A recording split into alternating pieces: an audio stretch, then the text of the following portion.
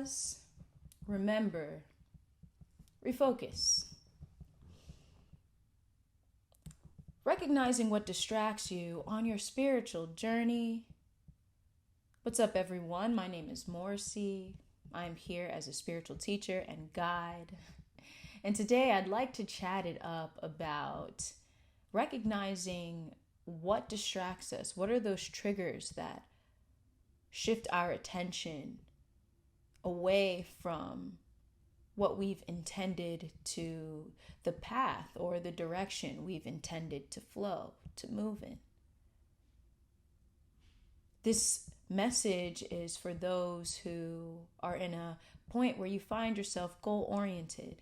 You're setting intentions and you're consciously manifesting, looking to see it materialize into your world. Perhaps you're in a space where your intention is to clarify your purpose. Perhaps you are creatively inclined and you'd like to remain in your creative energy field, allowing yourself to express yourself authentically and fully and follow through with some unconventional ideas that you might have. If you find that any of those qualities align with you, this message is for you. I was inspired by this message and inspired to share this message based on my own journey and how I found an ease in pausing, remembering, and refocusing. Understanding that, hey, on any journey, distraction is inevitable. It happens. It's not about resisting distractions, but it's about a non-reactivity towards them when they arise, and simultaneously reducing them when we can, right? I find that often when it comes to distractions, much of my focus is based on accessing a flow state. So being in this state of flow where I am in my own energy field, allowing myself to channel in any messages that are meant to be channeled through me. I'm in a space where I'm clarifying my goal or a purpose. And ultimately, in this space, I find myself present, rooted in being, not distracted by anyone else and what they're doing. My attention isn't fragmented, but it's here, awareness, wholly and fully in the moment. And in the spaces where you recognize that you're in flow, that you're not distracted, you have nothing to prove to anyone. There's not an identity you need to protect. You're flowing.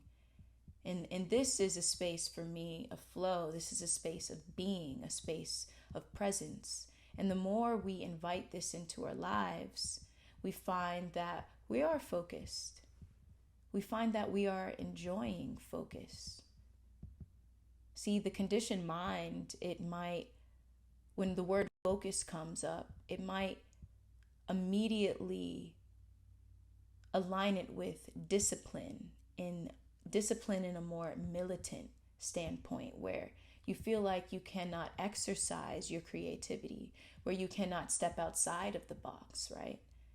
But no, focus is joyous. Focus is fun. Focus is aliveness. It's presence. It's here-ness, now-ness, wholeness. Focus. I find that certain distractions that might arise within our spiritual journey, and when I speak about a spiritual journey, what I mean is you are having the shift in consciousness, a heightened state of consciousness, a state of consciousness where you weren't before, where you find your deepened awareness in yourself and how you consciously choose to engage in the world. and simultaneously a more expansive sense of, or just a more expansive awareness, right? Because it's beyond senses in many ways. So you are expanding beyond your own personality and recognizing that you are more than just a personality. You're more than your thoughts. You're more than your emotions. And on this journey, we deepen our awareness and simultaneously expand our awareness. And each of our journeys is unique to each of us. And often, a couple of distractors can be social media or any digital outlet or device, right? Of course, right now we're on social media. And if you watch my videos, you already know I have nothing against social media. That's why I'm here. I'm making videos. Social media has played a significant role in my life and living out my purpose. It was a matter of learning how to dance with it. Just like we learn how to dance with our emotions and dance with our thoughts, it's a matter of learning to use it. Often when we are using social media too often, this constant connectivity, it may end up leading us to not doing anything at all. Perhaps you're looking to get inspired and you find yourself consuming a lot of videos on the same topic. Often you will receive so much advice, so much information that you end up not truly knowing where to start, when to start. It's too much stimuli within the mind. And I found that on my journey of pausing, remembering, and refocusing, the moment I recognize, I find that my mind is a bit overstimulated at the moment, I'm just gonna, stay off for a little. Perhaps go take a walk, maybe even reading a book, a nice non-fiction or a fiction novel. Anything to step away from too many ideas, thoughts, and opinions.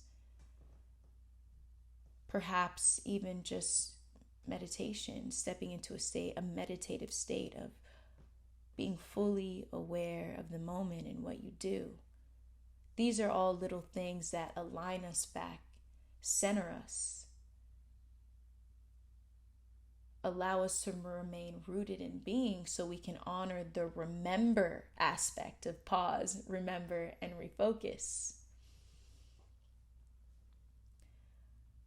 Also, stepping away, I also would like to share too that there are inner and outer practices, right? And I'm kind of mixing them up. There's things you can do in your outer world to reduce distractions, and within your inner world to transcend distractions, right? Often within our inner world, we'll experience self-doubt, negative self-talk, this constant loop of thinking, intrusive thoughts, heavy emotions, right? Those are often what can distract us because we get too absorbed in it, find ourselves overstimulated with so much the thoughts and emotions within. And so observing thought, being in non-reactivity, these are all powerful spiritual practices to refocus, to remember who we are. Some outer practices, right, will be reducing social media, our intake, our constant connectivity, simultaneously finding ourselves in a set routine, a structure. Structure is nice for the conditioned mind, or what may arise is a resistance towards focus because it might sound too militant. And often what I found in my journey was, if that idea ever came up, it was because it was tied to a memory of the past, an experience from the past, tied to moments in my life where I was put in a routine where I didn't feel I had much choice, where I felt I had to do it. So then I began to connect routine with lack of control, boring, it being boring, all of these qualities that distracted me from putting myself in a space that had less distractions, that kept me focused. If you can, consider what actions you'd like to take daily, what energy spaces you'd like to be in daily. And what I mean is, perhaps you want to invite in more workout or moving your body, right? For me, I prioritize my yoga practice. For you, it might be something different. Happens every week, multiple times a week. I'd say at the very least 4 to 5 times a week, at the very least. This keeps me focused. It keeps not only in my outer world, but my inner world. Right? Ensuring that each week I'm reading, or I'm studying, or I'm going out and spending time in nature, right? Inviting consistent, I would say, activities into your day-to-day. This keeps you focused. It helps you to recognize when your mind is moving away from what you had intended to follow. It allows you to prioritize. So as we're awakening, we're shifting, we're moving. There's a lot of change. And often we might be stepping into an unknown, and possibly that's often why we're distracted. There's a fear of the unknown, fear of change, fear of success, fear of failure, right? I find that recognizing inner distractions and outer distractions, and then inviting in inner practices and outer practices to keep you focused, to keep you steady, this will allow you to be present. There will be this balance in being fully here, recognizing the fullness and the wholeness of the moment, so you're not so tied to and attached to a future moment or expectation, right? That's ultimately, the state of being, the state of consciousness you're in flow, where whatever it is you're looking to materialize, whatever it is you're looking to manifest, when it does manifest, what you feel and what you experience, it doesn't feel as different as it did before it manifested, because you are already in the state of presence. Your state of consciousness has shifted, so much so that your inner peace is not dependent on the outer world. This all happens with intention. An inner practice and an outer practice, they're all practices until they're no longer practices. They're practices until it is your natural state of being. So pause, remember, and refocus. Peaceful pausing is a powerful practice that I invite into my life every day. This is a resource that I'd like to share with you, a guide that I've created, a free guide for you. Peaceful pauses for the overstimulated mind. Peaceful pauses allows you to recognize that you are the calm beyond the overstimulated mind. Check out this ebook. You can check it out. The link is in the description. An ebook I created that encourages you to invite in brief, intentional moments of calm, alert awareness, so you allow yourself to be less distracted, be more decisive, stepping outside of uncertainty and recognizing how you'd like to consciously respond to the moment. This is a powerful ebook, so I encourage you to check it out. And if you do enjoy that ebook, register for my course, Peaceful Pauses for the Overstimulated Mind, a meditation course. This course is a series of 7 inspirational messages and 7 guided meditations, each aligning with the topics in the ebook.